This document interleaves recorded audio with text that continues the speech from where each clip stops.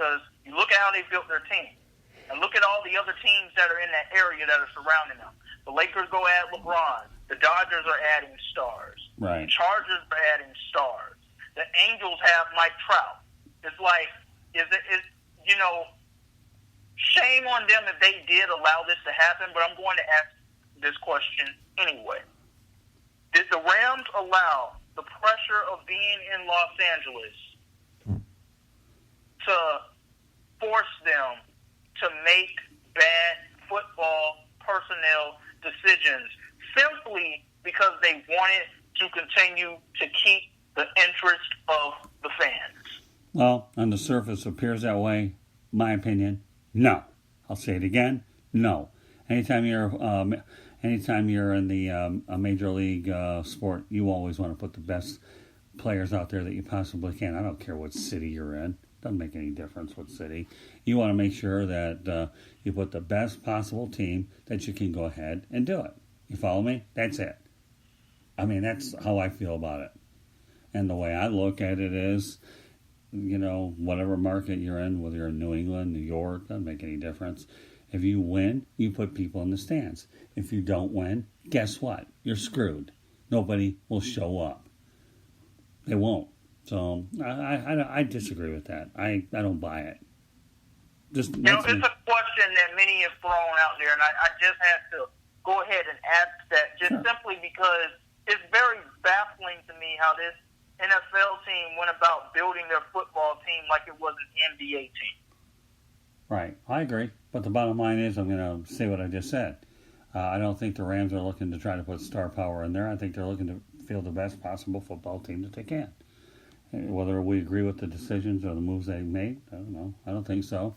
How many stars are really going to show up at that new stadium that they're going to have? Probably next. Doesn't matter. Bottom line is you got to put together a winning product on the field. If you don't, then to me, you're not going to put people in the stands. Are there more things to do? Yeah, but we both live in warm weather climates. But, sports is a form of entertainment. Let's not lose sight of that, okay? If it's good entertainment, people pay for it. If it's not good entertainment, they don't. And what makes it even tougher nowadays compared to when I was growing up and you weren't even alive is none of the games had to be sold out within 72 hours or you had to watch an out-of-market game is what you had to do. Nowadays, you can go to sports bars to watch them. So I think that also attributes to lagging attendance everywhere else because the revenue streams of the NFL have gotten a lot bigger. You know what I mean? As a result, so you have lesser people in the stands, but they're making money by DirecTV or Xfinity because of the red zone. It's just a different animal. But there's perception reality. No, I think the Rams are trying to do the best they can to let their fan base know we'll put the best people we can out there. Whether they work out or not, it's another story. Have I answered your question? Yes, it does. Okay. Now, let's move on to further NFL action from yesterday. The Cardinals and the Bucks in the Bruce Arians Bowl, his current team versus his former team. And despite the Bucks winning, Scott, I still walked away more impressed with the Cardinals in defeat than I did with the Bucks in victory. Right. Just simply because I already know Jameis Winston is not the answer going forward. Probably. But you know what? I like Kyler Murray. Forget about what Winston is. What about what Murray is? Puts people in the stands. He's got a lot of potential. I can only imagine where this kid will be in a couple of years. And he's another one who's had to listen to basically everything Lamar Jackson had to listen to. Right. He's too little. He's not going to be able to play quarterback in this league. He's not going to be able to see over the offensive line. He should change his position. He should have stuck to baseball. And he's just coming in, and they're not winning many games, but you have to pay attention to the fact that he's putting up good numbers. He's completing 62% of his passes. And he's doing all of this behind a bad offensive line. But he's electrifying. Ladies and gentlemen, do not be fooled. The Cardinals' offensive line is not good. Well, David Johnson's banged up. He's an electrifying player. He's fun to watch. He's the type of guy that not only puts rear ends in the stands, but he's the type of guy that, I think he's incredible upside and give him a few more players around him, and who knows, he could take the Cardinals deep. I think that was a good sound pick by the Cardinals, and they, that doesn't hurt the fact that his merchandise sales in the desert are pretty high, too. So, and it's not only that, Scott. It's also the fact that he still has a veteran in that locker room to lean on, like Larry Fitzgerald. right. That's going to work wonders for his career for however long it is that he chooses to play, meaning Kyler Murray, because we know Larry's days are now numbered. We know that they're limited. This could very well be his last season. But Larry Fitzgerald speaks about this as well. When Emmitt Smith came to the Cardinals, despite his lack of on-field production, it was what he brought in that room just as a person, a presence, and a professional that really rubbed off on him. And I can see the same thing happening for Kyler Murray in this sense, too. And we have to give Cliff Kingsbury a lot of credit, too, Scott, because this was another guy who many people had wrote off before he even had a chance to get started, saying that this would never work. They're not winning a lot of football games, but there is a chemistry that is being established there. Right. This isn't like the Cincinnati Bengals mess with Zach Taylor and Andy Dalton and now Ryan Lindley. No, there's something that's actually working in Arizona. Yeah, I think the Cardinals have a lot to look forward to. I do want to make a point of Bruce Arians, though. Bruce Arians will do a good job with Tampa, but he needed to find out his first year whether or not Jameis Winston was his franchise quarterback, and he's getting a lot of first-hand information about the guy, whether he can straighten him out or not. But I still think Bruce Arians' run in Tampa will be a good one. He's just going through some learning pains about what he actually inherited. But I think the Buccaneers have the right coach. I really do. I believe they have the right coach, too. I mean, Bruce Arians has been able to turn around every situation that he's been at. You know, God bless Chuck Pagano, but we all know that Bruce Arians should have been the head coach of the Indianapolis Colts going forward after that season he had in 2012. But it's not a popular thing to fire a guy when he's coming back from cancer.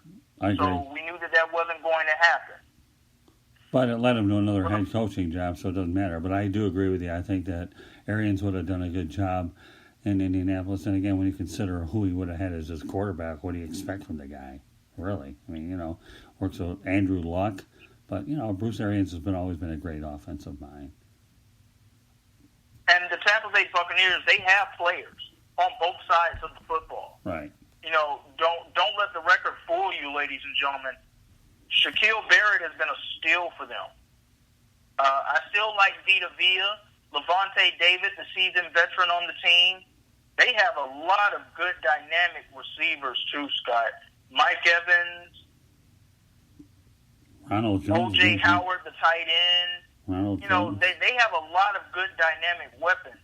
But, as we both know, you just don't have the consistent quarterback who can get it done. Right. I'll tell you a guy who I think would do well down there, believe it or not, is Andy Dalton. I do. I think Andy Dalton's going to get a fresh start somewhere else. He's going to do well. But, Chris Godwin, Ronald Jones, I think you're right. There's some pieces out in Tampa. There really are. Big time. We'll see what happens. They're only missing the quarterback, and they're missing more pieces on the offensive line. Well, but they're going to be a threat to be reckoned with going forward. What you just said, a mouthful. Okay, the offensive line keeps the quarterback on his feet, and when you don't have either of those two going for you, you're in trouble. But anybody that walks into that Buccaneer situation will realize that the cupboard is not bare. No way. Not bare at all.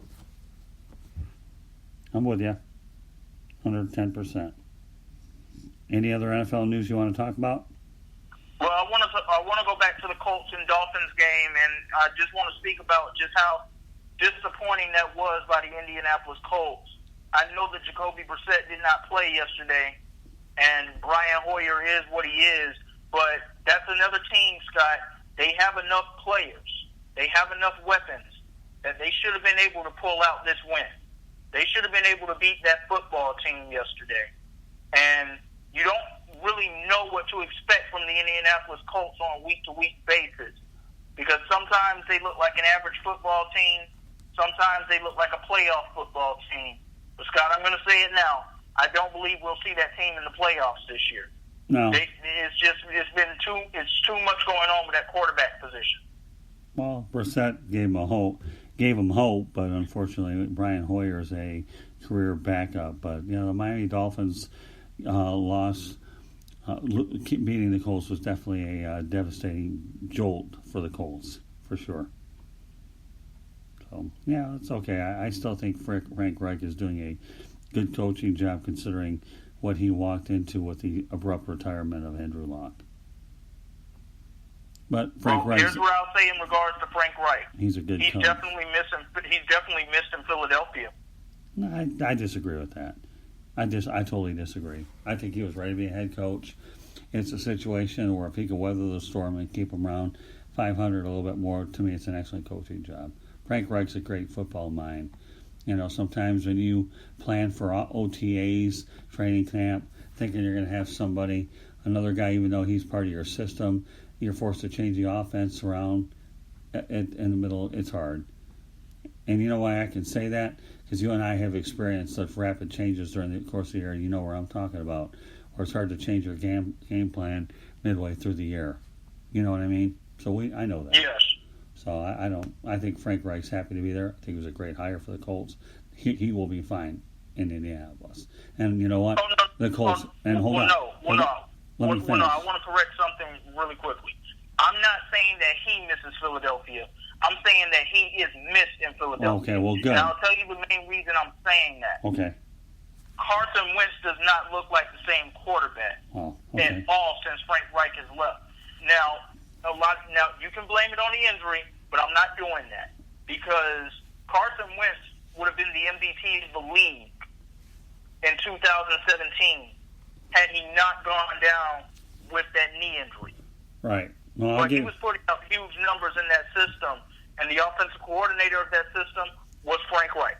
And I believe that if Frank Reich was still in Philadelphia, I believe that you would see better offensive results by the Eagles. I just simply believe that. Yeah, I agree with you. Now that you mentioned it in that context, I definitely feel that he is missed in Philadelphia. He did. Yes, he made Carson Wentz a better quarterback. And don't forget the impact that he had on Nick Foles, too. Yes. Yeah, Frank Reich's a great coach. He's a great football mind. The Colts are lucky to have him. And you know what? All because Josh McDaniels decided not to coach there. Frank Reich got the opportunity. Sometimes your first choice isn't always the one that turns out the best, as Frank Reich found out in Indianapolis. So thanks for clarifying your position on that.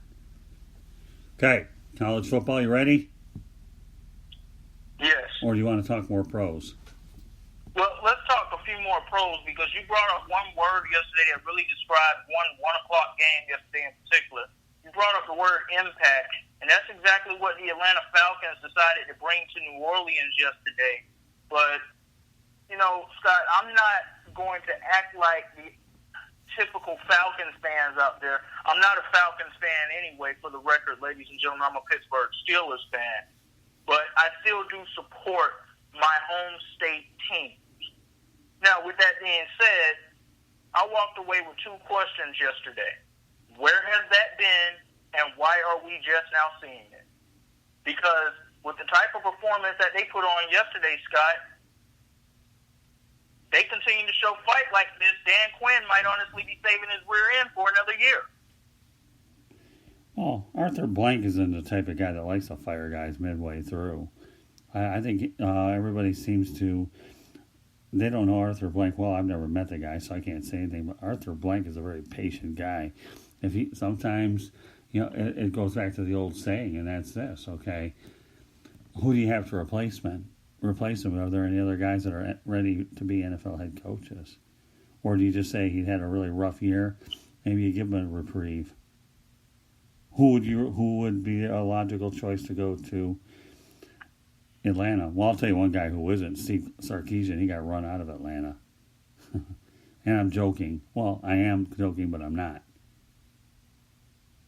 So who would you replace him with? No. I agree with you. He shouldn't be fired mid-season. I never believed it was going to happen. But I can tell you the number one name that I have right here on the tip of my tongue. Ooh. And he's the number one coaching candidate in my eyes for any team anyway, or we should be. Mm-hmm. And that would be Mike McCarthy. Well, Mike McCarthy, Xavier, would be high on anybody's list. But does he want to go into a situation that bad, or does he want to go into a situation where you have a chance to win quicker? Mike McCarthy can go ahead and pick his jobs